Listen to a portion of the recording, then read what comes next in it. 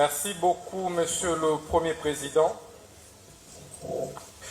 Merci également aux distingués et honorables juges.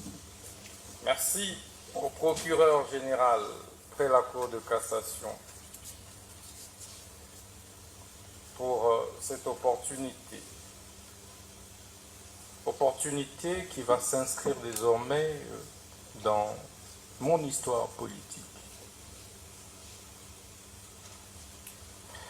De prime abord, étant croyant de naissance, je voudrais commencer par Psaume 34, 19, qui dit ceci: le malheur atteint souvent les justes, et Dieu l'en délivre toujours. Le Dieu que je sers depuis mon enfance, avec sincérité, celui pour qui j'ai refusé de me compromettre au ministère de la Justice, en servant les pauvres, les orphelins, les veuves, il est juste et vivant. Il ne m'a jamais abandonné, quelles que soient les épreuves. Je crois en lui et je sais qu'il me viendra au secours, même en dernière minute. C'est pourquoi, Monsieur le Premier Président, je veux également dire que l'histoire me rétablira et Dieu de mes ancêtres, me rétablira et me justifiera, je veux dire. J'ai dû démissionner de mes fonctions de ministre d'État, ministre de la Justice et garde-sceaux, après avoir rendu des loyaux services à la République, pris autant de risques pour ce pays, face à une guerre d'agression qui était pendante, où tout le monde a lâché. J'ai tenu bon et prêt à donner de ma vie pour cette République. Mais aujourd'hui, cette justice que j'ai servie avec tant d'amour m'a tout arraché, mon honneur, ma crédibilité, ma dignité, mon directeur de cabinet.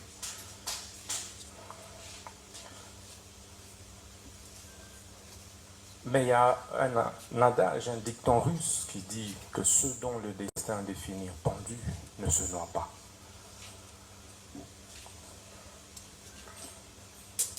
Monsieur le Président, ce procès de ma vie était la dernière preuve que j'attendais pour confirmer que j'étais dans le bon, dans la lutte pour la justice juste et équitable pour tous. Ça ne me serait pas arrivé, je douterais de moi et de la lutte que j'ai menée depuis l'école, où j'ai créé, alors que je n'avais que 15 ans, l'association de lutte contre la tricherie. Et à l'université protestante au Congo, j'ai créé l'association de lutte contre les antivaleurs, président des étudiants. Je me suis opposé à toutes les antivaleurs, et de manière farouche, qui m'avait valu, pour la première fois, de reprendre en deuxième session, alors que j'avais distingué. Et je payais ce prix avec honneur. Au ministère de la Justice, je subis la même injustice. Alors que je voulais faire mon travail correctement, redresser les choses, pour le bien de tous, le bien du pays et des générations futures. C'est pourquoi ce procès est historique. Historique, Monsieur le Premier Président, parce que il me rappelle autant d'autres procès historiques, notamment celui de Patrice Emery Lumumba, dont je suis la réincarnation. En 1956, pratiquement au même âge, il avait été condamné à 1 an d'emprisonnement pour détournement des deniers publics. Mais quelques années plus tard, il sera notre héros national. Ça me fait également penser au procès de Fidel Castro, un de mes idoles, vers les années 51, où il prononça les discours les plus historiques, l'histoire m'acquittera. Quelques années plus tard, il prit le pouvoir et il reste aujourd'hui les héros de Cuba. Ça me fait également penser au procès de Lula da Silva, et ça c'est le plus récent. Ancien président brésilien, mais jugé, condamné pour corruption. Et ça, c'est en 2017. Au sortir de la prison, il a été président de la République jusqu'à aujourd'hui. Ce procès me fait penser au procès d'Étienne Tshisekedi Lumumba et de ses compagnons de lutte vers les années 80, parce qu'il luttait pour le changement. Il a été condamné, mais aujourd'hui, il reste une référence, un modèle, et son fils est président de la République démocratique du Congo. Ce procès, enfin, me fait penser au procès des Mandela. Mandela, vers les années 59, mais exactement 62. En 62, il a été condamné injustement. Et il a fait 27 ans en prison. Mais sort de là, président de la République d'Afrique du Sud. Et, Monsieur le Président, vous verrez que c'est pratiquement au même âge, c'était pratiquement à mon âge, que tous ces grands leaders ont connu des procès injustes. Et c'est ça qui construit ma conviction et qui m'a construit ce mental d'acier de faire face à cette épreuve que je ne conseillerais et souhaiterais à personne dans la vie, même pas au ministère public. Parce que ça m'a déchiré. Parce que ça m'a détruit intérieurement. J'ai été trahi. Mais un jour, je parlerai. Je suis un homme d'État, je me tais. Le ministère public sait que je suis incapable. Je suis très content parce qu'il est épinglé sa nièce qui a fini une année après moi à l'université.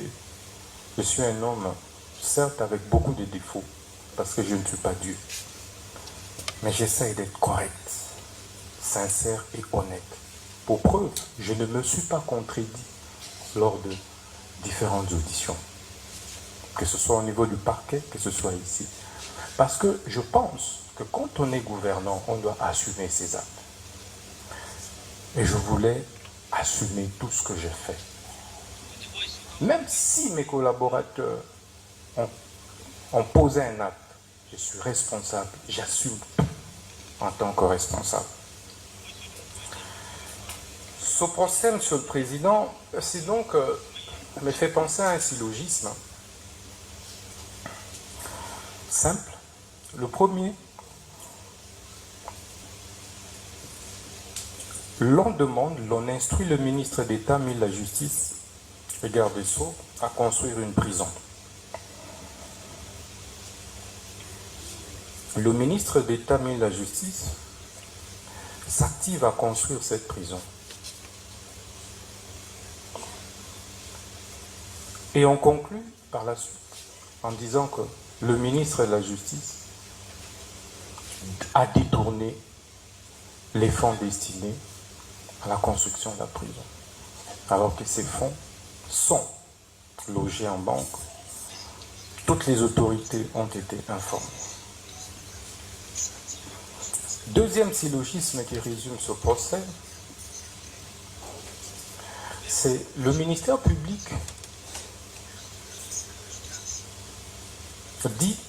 accuse le ministre de la Justice pour détournement des 19 millions qui se trouvent en banque. Or, ces 19 millions n'ont jamais été décaissés, touchés, je veux dire. Le ministre de la Justice n'a touché à aucun dollar de ce fonds. Mais dans la conclusion, le ministère public dit que le ministre de la Justice a détourné 19 millions.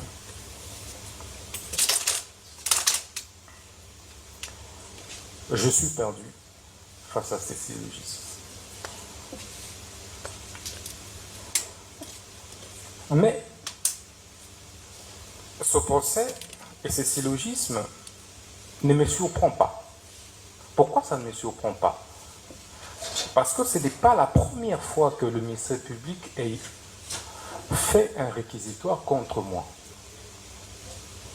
À peine 3 mois que j'étais nommé ministre de la Justice, le ministère public, le même PG Cassation, avait déjà fait un réquisitoire pour me faire arrêter. Mais il sait comment cela n'avait pas abouti. 3 mois à peine. Nous sommes au mois de septembre 2024. Je serais surpris de voir un réquisitoire du ministère public pour qu'on arrête le ministre Mutamba de la Justice. Pour quelle raison? Pour un rapport qui était concocté, dressé à mon insu par les 2 juges que nous avions récusés.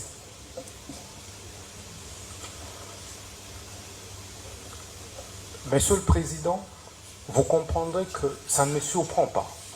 Parce que il y a eu des divergences de fond sur les réformes que nous devrions ensemble engager. Et on ne s'est pas mis d'accord.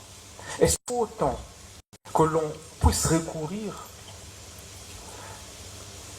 à la justice pour pouvoir régler ces divergences? Je ne pense pas. C'est pourquoi je veux dire que ce procès qui m'a été imposé par le ministère public, c'est un procès, comme on dit à Lingala, Yanko. Tola Kisaï, que Bissonde Toza Makasi. Président, sur cette terre, avec ma petite expérience de la vie politique, on n'est jamais assez fort éternellement pour l'être toujours.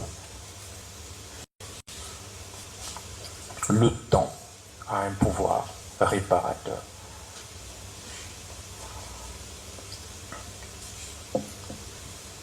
Monsieur le Président, j'ai l'avantage d'être jugé par les hauts magistrats, les juges que je connais, que je côtoyais comme ministre de la Justice. Je connais pratiquement votre moralité. Mais c'est pourquoi, lorsque on a recomposé ce siège, nous ne nous sommes pas opposés. Parce que nous connaissons votre capacité à être indépendant. Notre combat ensemble a été et a toujours été d'éviter des interférences des politiques sur les judiciaires et de la hiérarchie sur les judiciaires. On a organisé des états généraux pour ça. Je suis heureux qu'il y ait des professeurs d'université qui m'ont aussi fréquenté parmi vous. Vous connaissez mon intégrité. Je n'ai pris aucun dollar de l'État. Je n'ai eu aucune intention d'en prendre.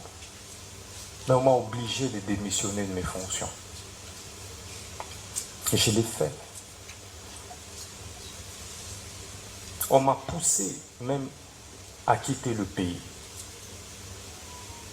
J'ai refusé parce que je ne voulais pas ternir l'image de notre justice.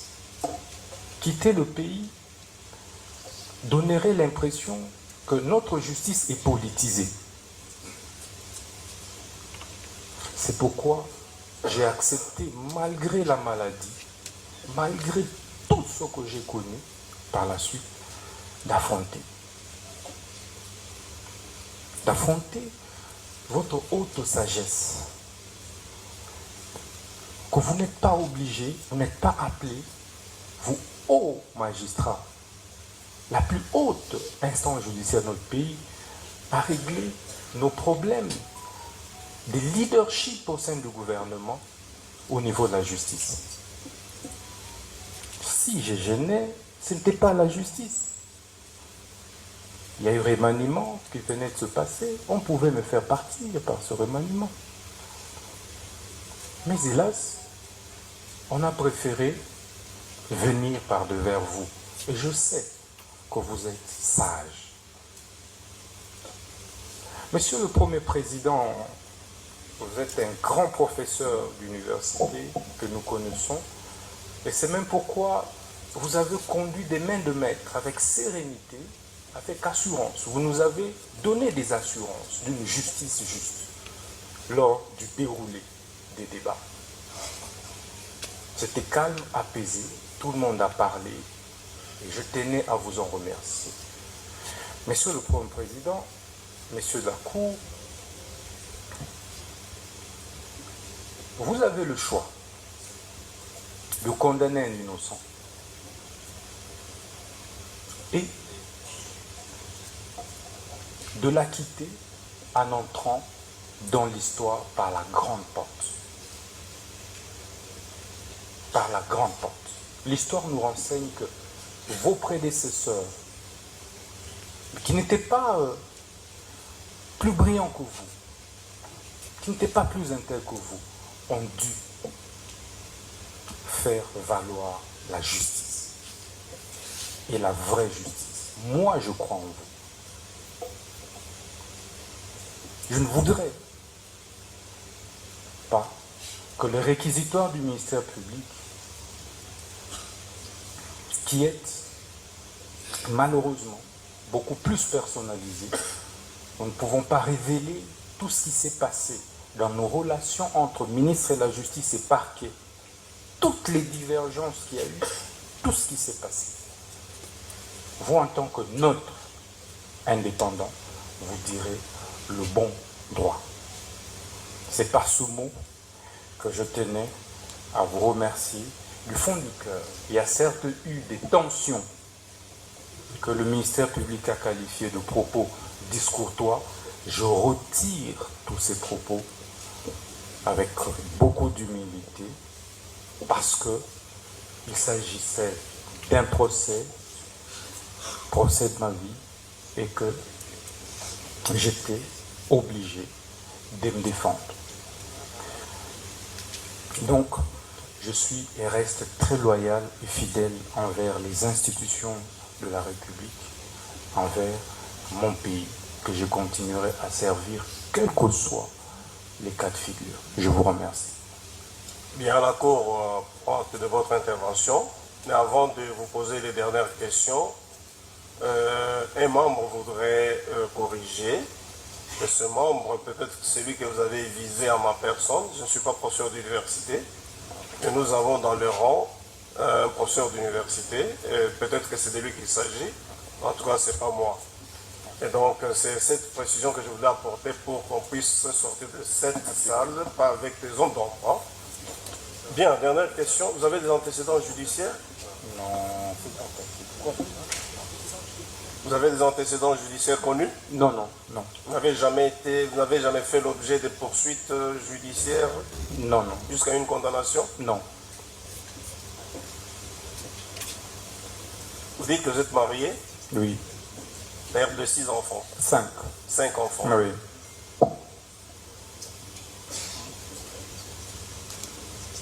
À part les fonctions de ministre d'État, le ministre de la Justice pour ce pays, vous avez fait encore quoi? Avocat. Je suis d'abord député national. Ouais. Député national élu dans la circonscription de Lubao, province de Lomami. Et puis avocat et enseignant à l'UPC. Donc chef des travaux. Bien sûr, avec ces mots, la Cour déclare les débats clos, met la cause en délibéré. Son arrêt intervient dans le délai de la loi.